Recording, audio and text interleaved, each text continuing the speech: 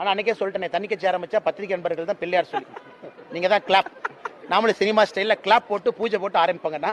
அண்ணாமலை தனி கட்சி, அண்ணாமலை தனி கட்சி, இந்த பாட்டு எங்க பார்த்தாலும் ஐயோயோ ஐயோயோன்ற மாதிரி கேக்குது. உண்மையா? அண்ணாமலை அவர்கள் அரசியல் களம் அப்படிங்கிறது புதுசு கிடையாது. ஓரளவுக்கு நல்லா சஸ்டைன் பண்ணிட்டு இருக்காரு.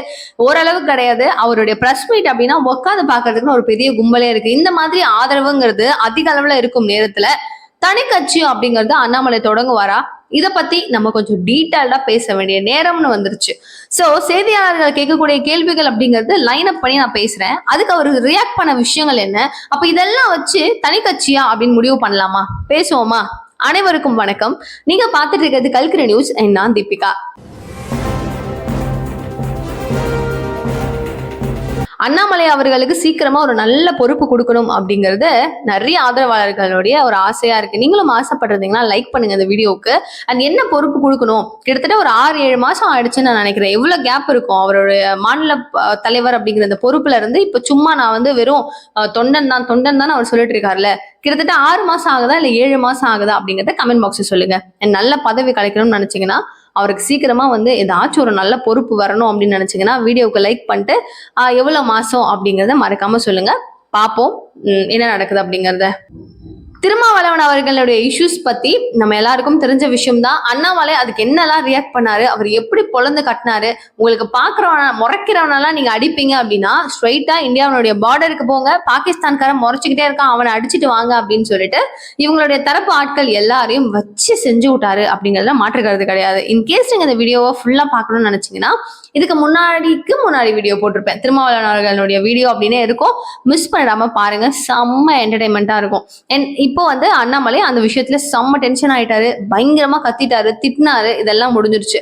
அடுத்து பிரஸ் கேட்கக்கூடிய 2 கேள்விகள். ஓகே, ஃபர்ஸ்ட் கொஸ்டின் என்னன்னா, தினகரன் அவரை பத்தி ஒரு கொஸ்டின் கேட்கிறாங்க. இது ஏன்னா முதல்வர் வேட்பாளரா இருக்கிற எடப்பாடியார் அவர்களுக்காக நயினார் நாகேந்திரன் அவர்கள் சுற்றுப்பயணம் அப்படிங்கிறது வேற லெவல்ல பண்ணிட்டு இருக்காரு. இதெல்லாம் பண்ணிட்டு இருக்காரு அப்படின்னா டிடிவி தினகரன் சொல்றது ரொம்ப ஜோரா இருக்கும் அப்படின்னு சொல்றாரு. சோ இப்போ இவருக்காக இவர் வேலை செய்யற விஷயம் அப்படிங்கறத டிடிவி தினகரன் அவர்கள் விமர்சனம் பண்றாருல்ல, இதை பத்தி நீங்க என்ன நினைக்கிறீங்க அப்படின்னு சொல்லி அண்ணாமலை கிட்ட கேட்கும்போது அண்ணாமலை சொல்ற ஒரு பதில், நோ ஆன்சர், நோ கமெண்ட்ஸ் அப்படின்னு. சார் சொல்லுங்க சார், சொல்ல முடியாதுண்ணா, என்னால எதுவுமே பேச முடியாது, அது அவங்களுடைய விருப்பம், நம்ம அப்புறம் பேசலாம், நோ கமெண்ட்ஸ் அப்படின்னு சொல்லிட்டாரு. இவருடைய விரக்தி என்னவா இருக்கும்? டிடிவி தினகரன் அவர்களுடைய கட்சி அதை பெரிய அளவுல எடுத்துட்டு போனோம் அப்படின்றதெல்லாம் கிடையாது. கூட்டணி என்டிஏக்குள்ள இருந்தாங்க, என்டிஏ விட்டு அவங்க போயிடக்கூடாது.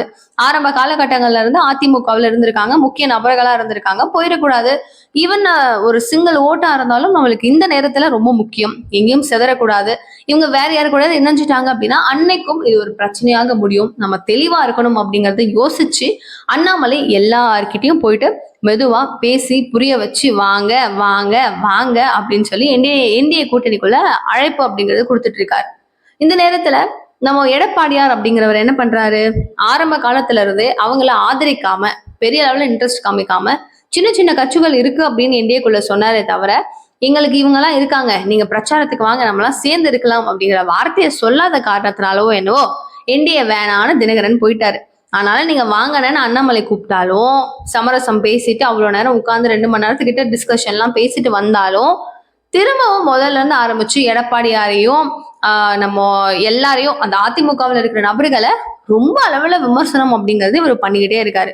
என்டிஏ கூட்டணியை பத்தி பண்றாரு, பாஜகவை பத்தி விமர்சனம் பண்றாரு, பொதுச் செயலாளரான எடப்பாடி பழனிசாமியை பத்தி பண்றாரு. அப்ப நம்ம இவ்வளவு நேரம் பேசிட்டு வந்தோமே இவர்கிட்ட, இவர் என்னதான் நினைச்சிட்டு இருக்காரு, வருவாரா வரமாட்டாரா, இவர் என்ன நினைச்சிட்டு இருக்காரு அப்படிங்கிறது அண்ணாமலைக்கு ஒரு பெருத்த சந்தேகத்தை ஏற்படுத்திருச்சு. அந்த விரக்திலேயே என்னவோ மனுஷன் பெருசா ரியாக்ட் பண்ணவே இல்லை. இது கூட தனி கட்சி ஸ்டார்ட் பண்ண போறீங்களாமேனா அப்படியா அப்படின்னு கேட்கும் போது, ஆமா புளியார் சுடி நீங்க தான் முதல், உங்களை வச்சுக்கிட்டு தான் எதுவா இருந்தாலும் பண்ணுவேன், அப்பயும் கை தட்டிட்டு நம்ம எல்லாரும் ஹாப்பியா ஸ்டார்ட் பண்ணுவோம், வைக்கும் போது நான் உங்களை கூப்பிடுறேன் அப்படிங்கிறாரு. அதெல்லாம் பார்க்கும்போது நடக்கிற மாதிரியா தெரியுது. உண்மையா அவர் தனி கட்சி ஸ்டார்ட் பண்ணிடுவாரா தீபிகா நீங்க கேட்டீங்கன்னா சான்ஸே கிடையாது. ஆனா ஒரு புறம் ஸ்டார்ட் பண்றதுக்கு சான்சஸ் நிறைய இருக்கு அப்படிங்கிறாங்க. அது ஏன்றதையும் பாத்துருவோமா?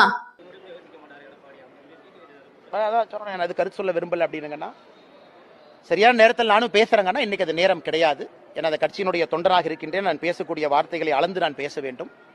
பேசுவதற்கான ஒரு வாய்ப்பு கிடைக்கும் மிக விரைவில். அன்னைக்கு என் மனதில் இருக்கதை உங்கள் முன்னால் நான் கொட்டுகின்றேன். இன்னைக்கு கூடவே இன்னொரு கேள்வி ஒரு பத்திரிகையாளர் கேட்கிறாரு. ஆனா எடப்பாடியாரும் விஜய் அவர்களும் சேர்ந்து கை கோத்துட்டாங்க அப்படின்னா பாஜகவை கைட்டி விட்டுருவாரு எடப்பாடி அப்படின்னு சொல்றாங்க. இது உண்மையான்னு கேட்கும் போது இது வேணாம், நோ கமெண்ட்ஸ்னு அந்த விஷயம் சொன்ன மாதிரி புறக்கணிச்சிருக்கலாம்.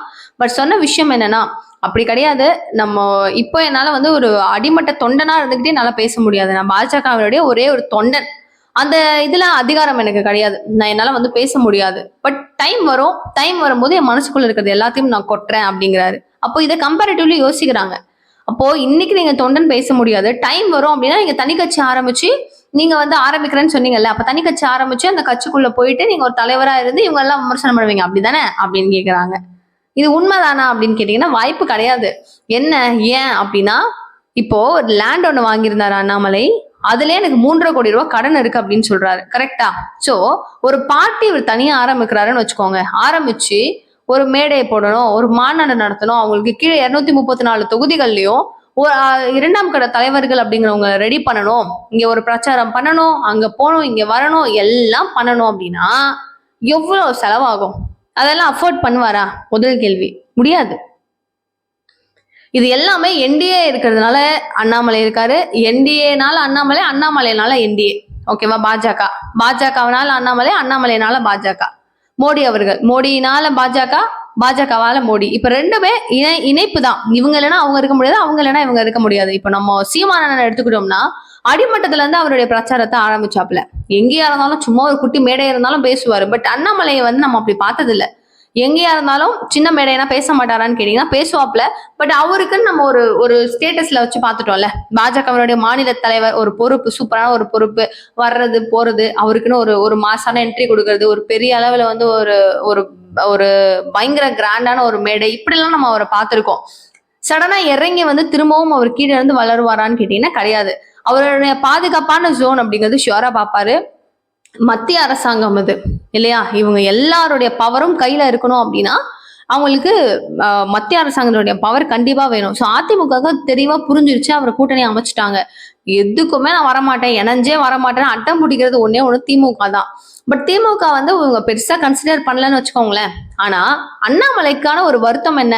அவர் சொல்ற விஷயம், இப்ப எனக்கு பொறுப்பு இல்லை, அவர் சொல்றதை நான் யோசிக்கிறது எப்படின்னா, எனக்கு இப்போதைக்கு நான் ஒரு தொண்டன் தான், எனக்குன்னு சொல்லிட்டு சில தகுதிகள், லைக் ஒரு இந்த கேடர் நீ இருக்கப்பா, நீ மாநில தலைவர்ப்பா, இந்த பொறுப்பு உனக்குப்பா அப்படின்னு சொல்லக்கூடிய அளவுக்கு எனக்கான ஒரு பொறுப்பு அப்படிங்கிறது இன்னும் வரல. ஒரு பொறுப்பு, ஒரு தலைமை பண்பு அப்படிங்கிறது எனக்கு வரட்டும், ஒரு தலைமை பொறுப்புன்றது வரட்டும். அப்புறம் என் மனசுக்குள்ள இருக்கிற விஷயங்கள் நான் பேசுறேன், போட்டு உடைக்கிறேன், அப்ப நீங்க கேளுங்க, அப்போ உங்களுக்கு எல்லாமே புரியும் அப்படிங்கிறாரு. ஆனா எலெக்ஷன் கிட்ட வந்துருச்சுங்க, விரக்தியில அவர் பேசுற மாதிரி தான் எனக்கு தோணுது. எலெக்ஷன் கிட்ட வந்துட்டு இந்த நேரத்திலயும் அவருக்கான ஒரு பொறுப்பு கொடுக்காம, அவருக்குன்னு எதுவுமே பண்ணாம, அவர் பிரச்சாரத்துக்கு அவர் போகணும்னா தான்.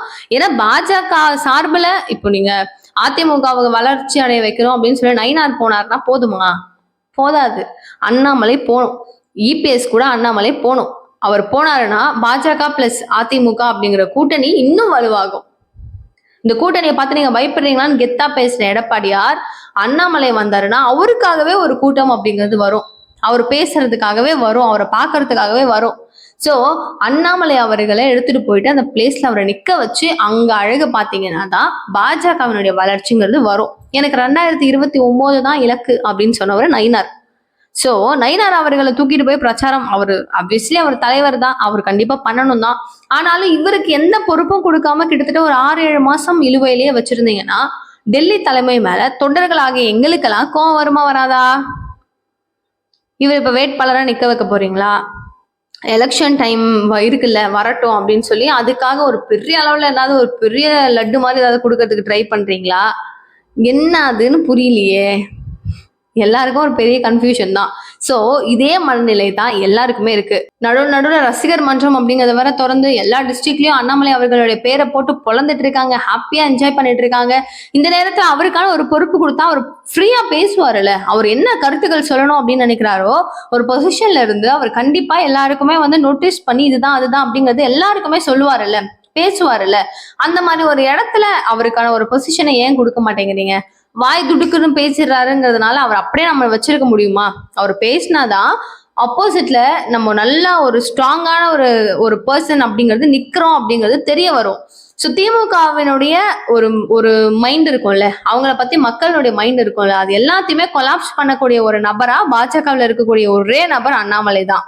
ஸோ என்னதான் மேடையை போட்டு ஸ்டாலின் அவர்களே அப்படி அவர்களே இப்படி அவர்களேன்னு பேசினாலும் பாயிண்ட் பேசணும்ல, எத்திக்ஸ் பேசணும்ல, அங்க என்ன நடந்திருக்குன்றத கள நிலவரத்தை கரெக்டா பேசணும்ல. இதுல அண்ணாமலை இஸ் ரொம்ப best, one of the best person அப்படிங்கிறது எல்லாருடைய ஒரு பதிவா இருக்கு. என்ன நடக்க போகுதுன்னு பார்ப்போம். நிகழ்கால நிகழ்வுகள் ஒன்னொன்னும் தெரிஞ்சுக்கிறதுக்கு சேனலை சப்ஸ்கிரைப் பண்ணிக்கோங்க. Thank you so much for watching this video. Bye.